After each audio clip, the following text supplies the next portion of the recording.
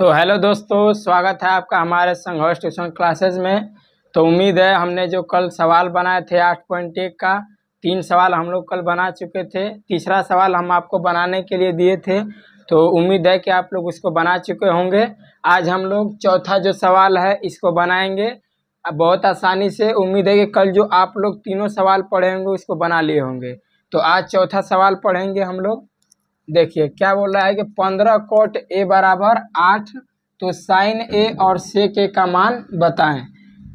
हल में लिखेंगे हम लोग कि 15 cot a बराबर 8, तो cot a बराबर क्या हो जाएगा, हमें तो यहाँ दिख ही नहीं रहा है, लेकिन ये देखिए 15 के गुणा में cot a है, तो जो गुणा में रहता है वह इसके बटा में यानी कि आ जाएगा। जो गुणा में रहता है वो भाग में आ जाता है और जो भाग में होता है वह गुणा में आ जाता है। तो cot a बराबर हो जाएगा 8/15, यानी हमको पता चल गया cot a का मान 8/15। और cot मतलब कि आधार बटा लंब, आधार बटा लंब। भुजा a के लिए आधार और लंब हमें पता चल गया। तो हम लोग सबसे पहले फिगर बनाएंगे यहाँ पर। चलिए, तो ये हो गया त्रिभुज ए बी सी। इसमें हमें आधार ए के लिए आधार 8 है, तो ए के लिए आधार यहाँ 8 रख दिए, लंब 15 रख दिया हमने। हमें कोण निकालना है ए सी, और कोण बराबर होता है √ लंब स्क्वायर प्लस आधार स्क्वायर, लंब स्क्वायर प्लस आधार स्क्वायर। और लंब का मान पता है हम लोगों को 15 है, तो 15 का स्क्वायर प्लस 8 का स्क्वायर, और 15 का स्क्वायर होता है 225 और 8 का स्क्वायर होता है 64। दोनों को जब जोड़ देंगे तो हो जाएगा 289, और √ 289 का मान होता है 17। तो ये कुछ ट्रिपलेट्स होते हैं जो पाइथागोरस थ्योरम हम बार बार निकालते याद हो जाएगा कि यदि लंब 8 हो आधार 15 हो तो कोण 17, यानी हमेशा इनसे बड़ा रहेगा। 3 हो 4 हो तो 5 आएगा, ऐसे करके हम लोग निकाल लेंगे। तो यहाँ पर देखिए हमारा जो कोण है वह 17 आ गया, एकदम सेम तीसरा सवाल की तरह है। लेकिन हमको आप लोगों को कन्फ्यूजन कहाँ आ रहा होगा कि इसमें तो कोई मान दिया ही नहीं है, तो हम कहाँ से इसको बनाएं। तो इसको लिख दिया था ऐसे करके, तो 15 cot a बराबर 8, तो cot a बराबर 8/15। अब हमको पता चल गया, क्योंकि हम लोग कल देखे थे कि साइन ए बराबर लिखा था ऐसे ही 3/4, यानी ये लंब है और ये कोण है। तो लंब बटा कोण पता था, आधार निकालना था। वैसे ही आज आधार और लंब पता है, कोण निकाल लिए हम लोग। अब निकालना है साइन ए और सेक ए का मान। साइन ए और सेक ए का मान निकालना है, तो अब आसानी से हम लोग निकाल सकते हैं साइन ए और सेक ए का मान। साइन ए बराबर और सेक ए बराबर, साइन मतलब लंब बटा कोण ए के लिए, ए के लिए लंब का मान 15 और कोण का मान 17, यानी 15/17 हो जाएगा। सेक मतलब कोण बटा आधार, क्योंकि सेक उल्टा होता है कोस का, और कोस में होता है आधार बटा कोण, तो सेक में हो जाएगा कोण बटा आधार, वो भी भुजा ए के लिए। तो ए के लिए कोण हो गया 17 और आधार हो गया 8। अगर यहाँ भुजा नहीं दे, अगर थीटा दे दे, तब हमें ये देखने की जरूरत नहीं है कि ये आधार होगा कि क्या होगा। अगर ए बी सी के अनुसार दे तब हमें देखना है कि बी और सी के लिए नीचे वाला आधार, ये लंब, ये कोण। ए के लिए दे दे तो ए के लिए ये आधार बन जाता है, ये लंब और ये कोण। तो ये चौथा सवाल भी हम लोगों का कंप्लीट हुआ। अब हम लोग बढ़ते हैं दूसरे सवाल की ओर। उसी के जैसा एकदम सेम सवाल है ये भी, 5वां। तो आइए इसको भी हम लोग बना लेते हैं। सेक थीटा बराबर दिया है 13/12, सेक थीटा बराबर 13/12। देखिए इससे पहले के सवाल में हमको ए बी सी ऐसे करके दे रहा था, लेकिन यहाँ पर दे दिया है थीटा। तब हमें देखने की जरूरत नहीं है कि कौन लंब है, कौन आधार है और कौन कोण, क्योंकि हम लोग पढ़े हैं कि यही हमेशा लंब होता है, नीचे वाला आधार है, और ये वाली भुजा जो सबसे बड़ी है यह कोण होती है। तो हम लोग इसको लिख देंगे, कुछ भी त्रिभुज का नाम दे देंगे, ए बी सी। अब हमें दे दिया सेक थीटा बराबर 13/12। सेक मतलब कर्ण बटा आधार, तो 13 कर्ण का मान हो गया और आधार का मान हो गया 12। कर्ण बटा आधार, तो हमें निकालना होगा लंब। कर्ण का मान दे दिया है 13 और आधार का मान 12। हमें निकालना है लंब, तो लंब निकाल लेंगे हम लोग। फॉर्मूला लगाएंगे अंडर रूट कर्ण का वर्ग माइनस आधार का वर्ग। अंडर रूट कर्ण का वर्ग माइनस आधार का वर्ग, और कर्ण का वर्ग मतलब 13 का वर्ग माइनस 12 का वर्ग, और 13 का वर्ग होता है 169 माइनस 12 का वर्ग होगा 144। 169 में से 44 घटाएंगे 25 बचेगा, और अंडर रूट 25 का मान आता है 5। तो इस तरह से हमारा लंब का मान 5 निकल गया।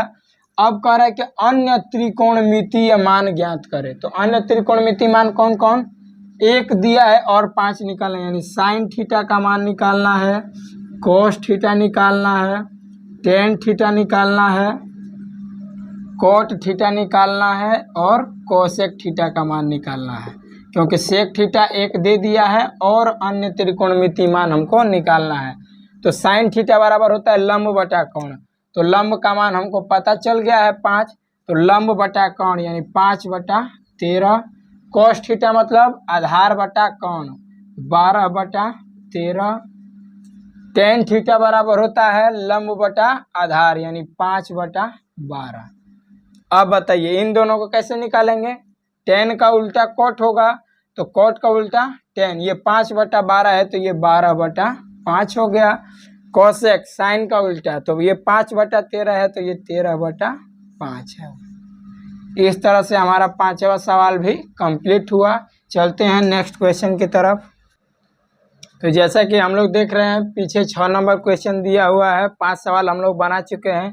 आइए देखते हैं छठा क्वेश्चन दिया है।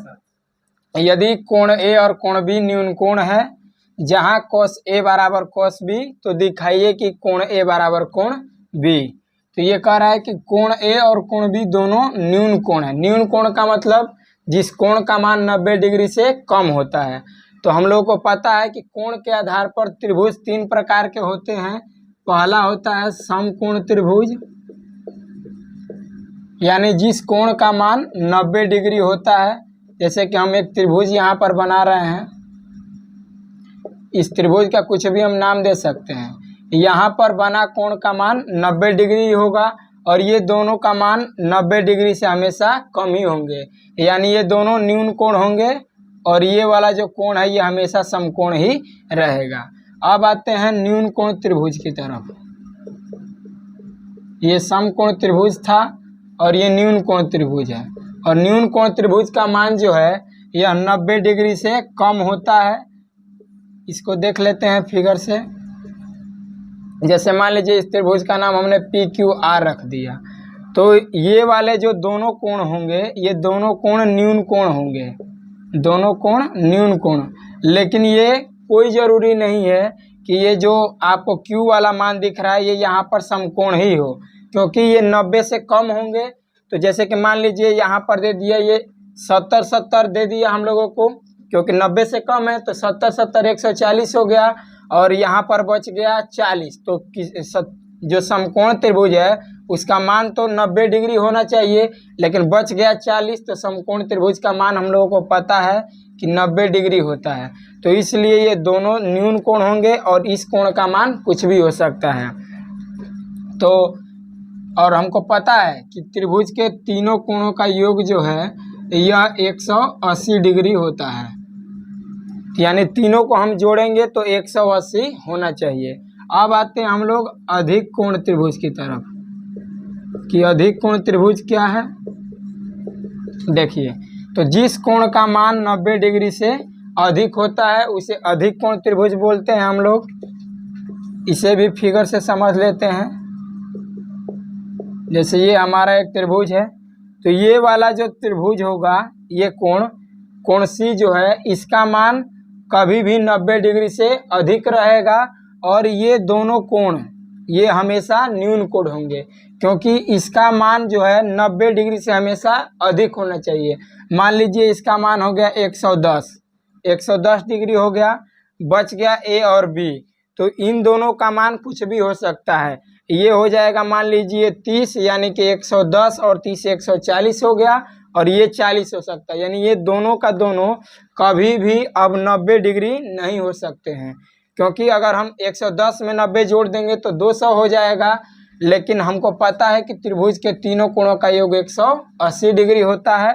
तो एक कोण अधिक कोण होगा और दो कोण न्यून कोण होंगे। चलिए अब हम लोग बढ़ते हैं अपने सवाल की ओर।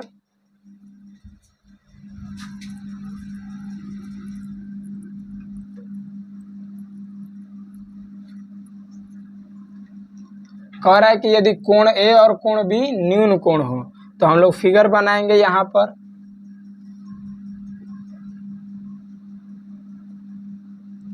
कोण ए और कोण बी न्यून कोण है, यानी ये कोण और ये कोण न्यून कोण है। तो ये वाला कोण हमारा समकोण हो जाएगा।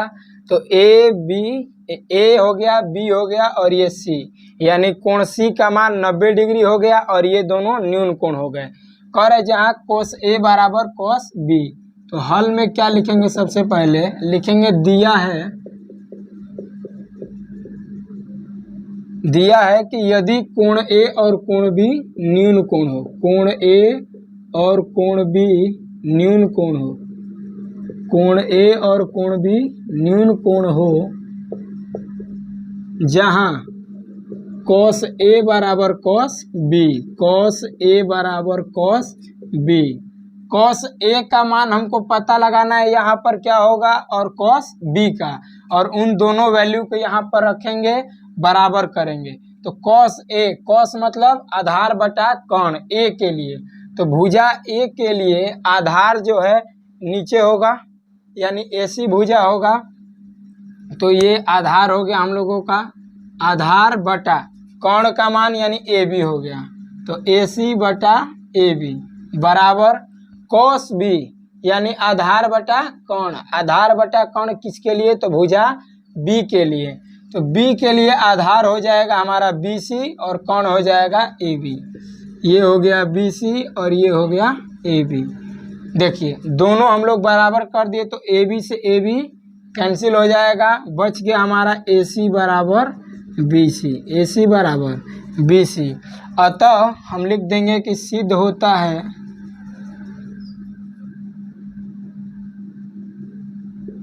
कोण ए बराबर कोण बी, कोण ए बराबर कोण बी, इसको प्रूव्ड लिख देंगे यहाँ पर। और ये वाला क्वेश्चन जो है इम्पोर्टेंट है, ये हर बार लगभग पेपर में हम लोगों को देखने को मिलता है। तो उम्मीद है कि आप लोगों को बेहतर तरीके से समझ में आया होगा। तो मिलते हैं नेक्स्ट वीडियो में, धन्यवाद।